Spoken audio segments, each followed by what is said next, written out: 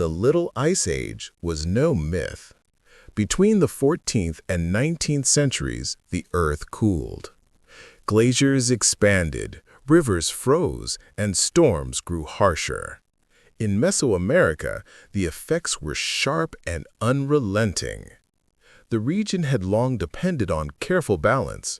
Rainfall was seasonal. Farming relied on water cycles and solar calendars. Any shifting climate risked hunger. During the Little Ice Age, that balance broke.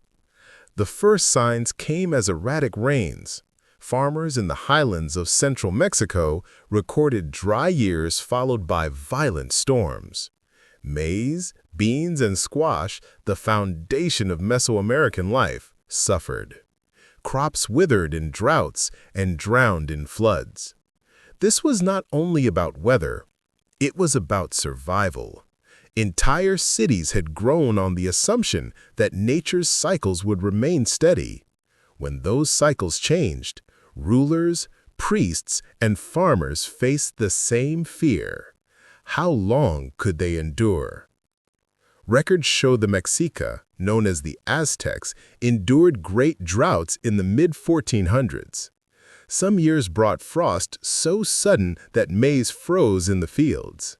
In others, rain vanished for months, leaving cracked earth where life once grew. Hunger led to crisis.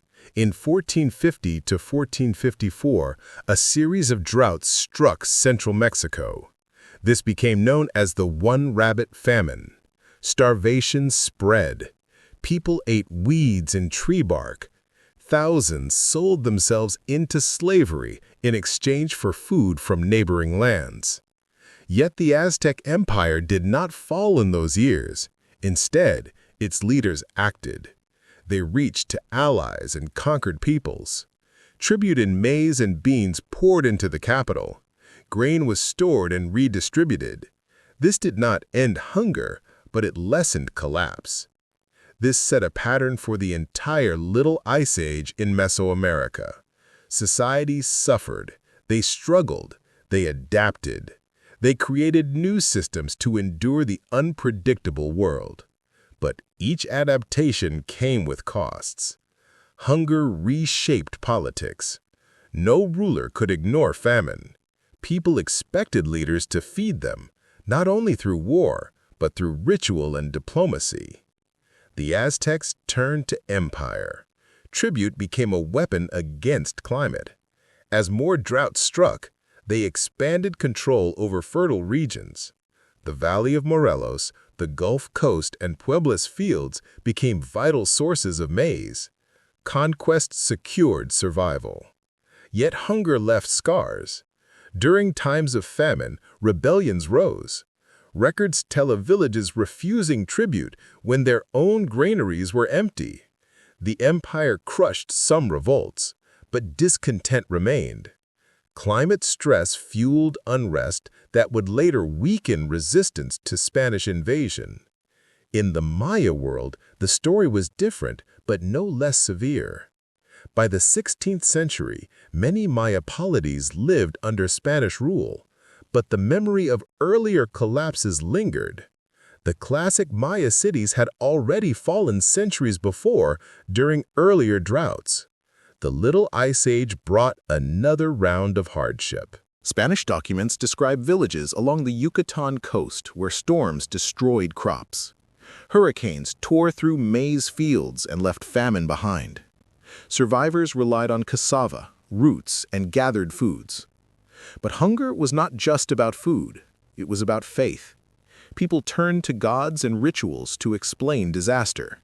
In central Mexico, ceremonies to Tlaloc, the rain god, grew urgent. In Maya lands, offerings to Chac intensified. Colonial priests tried to suppress these rites, but many endured in secret. The contradiction was sharp. Foreign rulers demanded Christian loyalty, but hunger pushed people back to ancient rituals of rain and fertility. To the Maya and the Nahua, abandoning these gods risked disaster. Hunger, then, was not only physical, it was spiritual. It pressed against the heart of identity. The Little Ice Age was not steady. It struck in waves. Some decades brought normal rains, others brought chaos. The 16th century saw cycles of drought followed by floods. The 17th century added frost. In 1601, after a volcanic eruption in Peru, skies across the world darkened. In Mexico, maize harvests failed. Frost killed crops in the highlands. Prices soared. Many poor families starved. Storms were just as brutal. The Caribbean basin became a corridor for hurricanes. The Maya lowlands, the Gulf Coast, and Oaxaca faced destruction again and again. Roofs tore from homes. Granaries flooded. Survivors rebuilt with what they had. These migrations shifted population. Villages moved to higher ground to escape floods. Some abandoned valleys where rains no longer fell.